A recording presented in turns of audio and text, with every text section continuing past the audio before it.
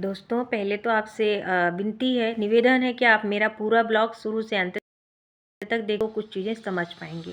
तो प्लीज़ आप लोग मेरे ब्लॉग को पूरा देखिएगा और पूरा समझने का प्रयास कीजिएगा और अपना सपोर्ट और मेरे चैनल को सब्सक्राइब ज़रूर कीजिएगा। धन्यवाद। जय श्री राम दोस्तों, नमस्कार, दुआ सलाम। कैसे हैं आप लोग? उम्मीद बहुत अच्छे होंगे और अपने जीवन में अच्छे काम कर रहे होंगे और अच्छी चीज़ों के साथ जुड़े हुए होंगे। तो ये एक वीडियो आभार वीडियो है और एक इन्फॉर्मेशन वीडियो है, क्योंकि मैंने आपको पूरी जानकारी नहीं दी थी कि मेरे बेटे के साथ क्या हुआ था, कैसे हुआ था, कहाँ हुआ था, कब हुआ था। तो चलिए बात कर लेते हैं। आज करीब 20 दिन से 22 दिन हो चुके हैं और मेरे बेटे की सर्जरी भी हो चुकी है और पूरी तरह से ठीक भी है। बस हाँ, वो उस हाथ से काम नहीं कर सकता क्योंकि अभी इतनी जल्दी तो रिकवर नहीं हो सकता है। और बात ये थी ना कि वो सैटरडे के दिन जा रहा था, उसको कोई एक नया आया हुआ था कि वो फॉर्म डालना है, क्योंकि आजकल एक नई पॉलिसी शायद आई हुई है और वो शायद उस दिन का लास्ट दिन था। तो वो गया और उस दिन उसके डैडी भी नहीं थे, वो लखनऊ चले गए थे और मेरा बेटा और उसका एक दोस्त बाइक से घर से चला गया। बाइक तो नॉर्मली अक्सर ही लेके जाता है, तो वो लेके चला गया। और उसके बाद वो आने की भी जल्दी थी क्योंकि दुकान खोलना था, तो आते समय वो भी तेज़ से आ रहा था और जो सामने से 4 व्हीलर आ रही थी वो भी तेज़ से आ रही थी, तो दोनों के आमने सामने से टक्कर हो गई, जिसमें इनको क्या हुआ, इनके हाथ में इंजरी हुई, हाथ पैर में भी थोड़ा कटा फटा और वहाँ पे भी चोटें लगी, लेकिन जो सबसे ज़्यादा नुकसान हुआ वो इनके राइट हैंड में हुआ और उसके बाद ये बेहोश होकर गिर गए। तो वहाँ पे जो इनका दोस्त मौजूद था, उस समय उसने अपने दोस्तों को कॉल किया, इनके वो दोस्त और वो सारे दोस्तों का मुझे नाम तो नहीं पता, लेकिन वो जितने भी बच्चे थे वो उनको लेके हॉस्पिटल गए, क्योंकि उसके बाद तो ये बेहोश हो गया था। और फिर वहाँ पे कमान संभाली मेरे इनके सर ने, विजय सर इनको बोलते हैं, उनके सर भी हैं और वो मेरे देवर भी हैं, तो उन्होंने संभाली और पूरा गार्जियन होने का उन्होंने पूरा ध्यान रखा।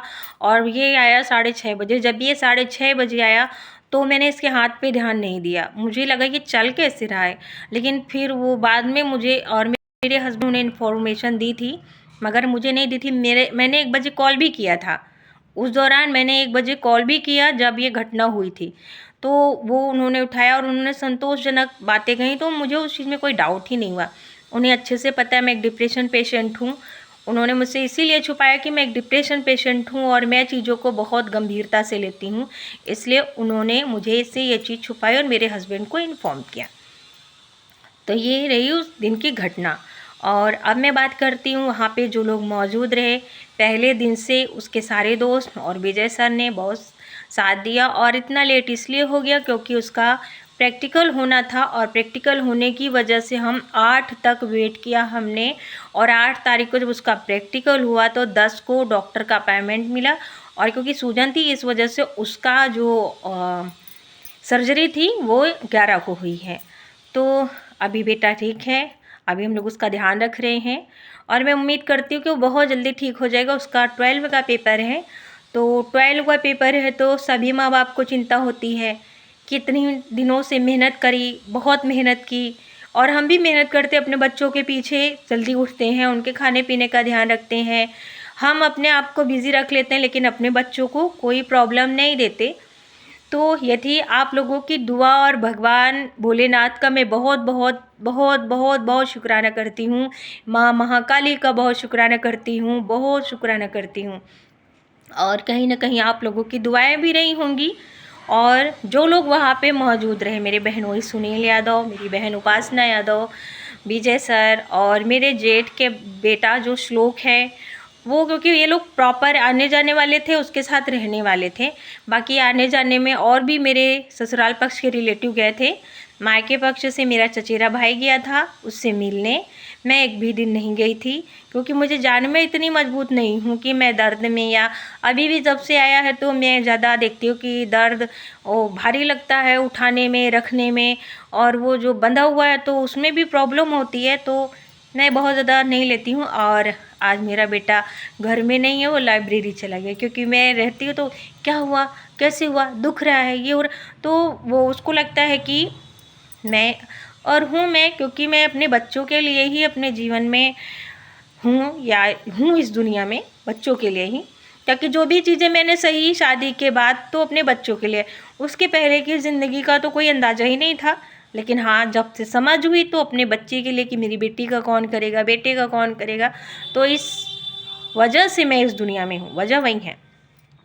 और मैं बात करूँगी मेरे ससुराल वालों की, मेरे जेठ, मेरे देवर, उनके बेटे, वो सब इसलिए मुझे नहीं पता, मेरे पास तो कॉल नहीं आया, लेकिन हाँ, जितना मेरे बेटे ने बताया कि वो लोग तन मन धन से खड़े रहे, तो देखिए हमारे मतभेद को उन्होंने साइड किया और वो मेरे लिए, मेरे बेटे के लिए आए, मेरे लिए आए नहीं आए मुझे उस चीज़ से कोई फ़र्क नहीं पड़ता, क्योंकि हम जिनकी वजह से हैं वो वजह के लिए हम माफ़ भी कर सकते हैं, ऐसा नहीं है। मैं अपने बच्चों की वजह से अगर किसी से नाराज़ हो सकती हूँ, तो अपने बच्चों की वजह से किसी को माफ़ भी कर सकती हूँ।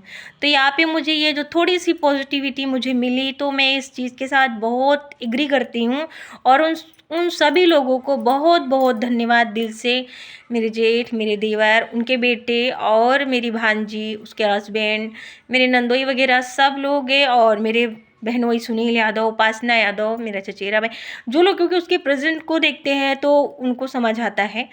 तो सबसे ज़्यादा जो आभार मुझे था कि वो लोग और विजय सर, क्योंकि शुरू से रहे और उन्होंने शुरू से गार्जियन का, और जब वो पढ़ता है तो भी वो निभाते हैं।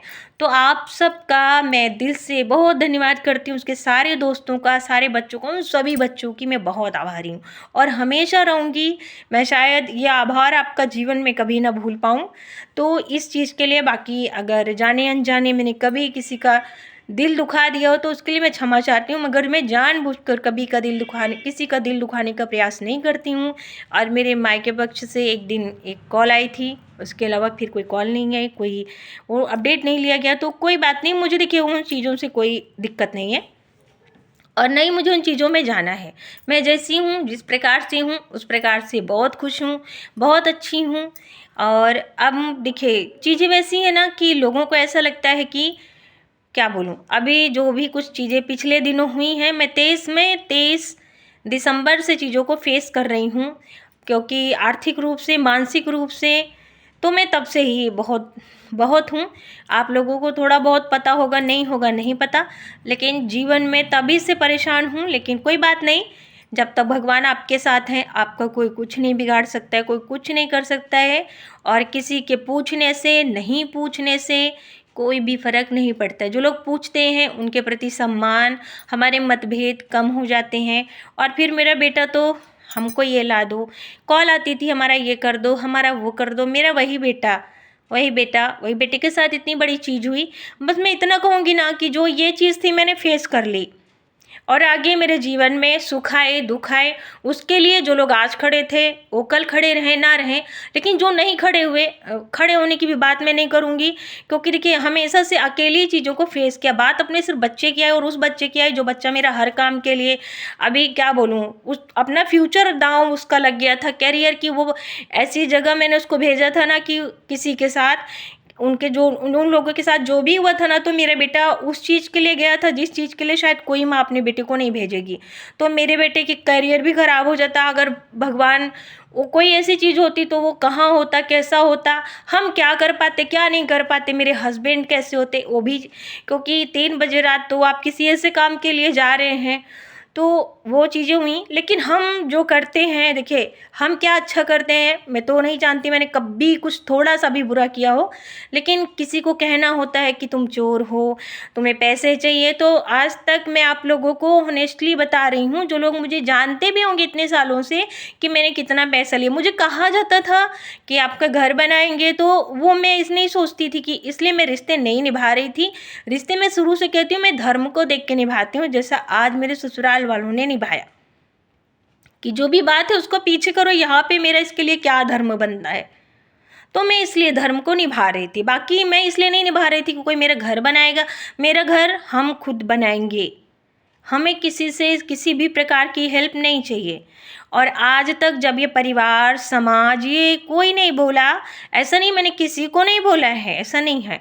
जो भी होता था तो मायके में तो बोला, ससुराल की बातें मैंने मायके में कभी शेयर नहीं की, क्योंकि जब लोगों को हंसता देखा मैंने, तो मैं शायद तब तो नहीं समझ पाई थी, लेकिन अब समझ पाती हूँ कि हाँ शायद उन्हें खुशी हुई थी इस चीज़ से कि जहाँ भी हम इसको भेजे हैं वो जगह इसके लिए ठीक है, उनके हिसाब से कि वो ये दुख में रहेगी तो वो खुश रहेंगे, तो शायद वो चीज़ सही थी, लेकिन मेरे लिए नहीं सही थी। और रही बात समाज की, तो 22-23 साल से समाज भी देख रहा था। समाज ने बहुत सी चीज़ें देखी, समाज, परिवार, रिश्तेदार, जिन लोगों को ऐसा लग रहा है कि ये गलत है, तो आप ना मुझे सामने से रख के सामने से पूछ सकते हैं, ठीक है। और अगर आप में सुनने की हिम्मत है, सुनने की हिम्मत है और मुझ में साबित करने की हिम्मत है, तो मतलब वो चीज़ तो नहीं रही। और ठीक है, मुझे वो चीज़ के लिए कुछ नहीं कि आप मेरे ये करिए वो करिए, कुछ भी मत करिए। मेरे बच्चे हैं, मैं कर लूँगी। जिन्हें आना होगा वो आएंगे, जिन्हें करना होगा वो कहेंगे, नहीं करके दिखा देंगे। तो ठीक है, आप लोग पूरा इस ब्लॉग को देखने का प्रयास कीजिए और मुझे बहुत सारा सपोर्ट और प्यार दीजिए, और मेरे चैनल को लगातार सब्सक्राइब करते रहिए। आप लोग सब्सक्राइब भी नहीं कर रहे हैं, व्यूज़ भी नहीं आ रहे हैं, लेकिन मैं सच बता रही हूँ, मैं आपको समाज का वो आईना दिखाने का प्रयास कर रही हूँ अब, कि जो जहाँ जिधर किसी की नज़र नहीं जाती। तो अगर आप समझेंगे तो आप मुझे सपोर्ट, अगर आप मुझे सपोर्ट, क्योंकि आज मुझे आप नहीं जान रहे हैं इसलिए आपको लग रहा है पता नहीं कौन है, लेकिन जब आप जानेंगे, आज ही तो मुझे आपकी आवश्यकता है, कल तो जब भीड़ के लोग हज़ारों हो जाएंगे तो कहाँ मैं आपको पहचानूंगी, कहाँ ढूंढूंगी। तो आपको धन्यवाद इस ब्लॉग में बने रहने के लिए और मेरी बात को सुनने के लिए।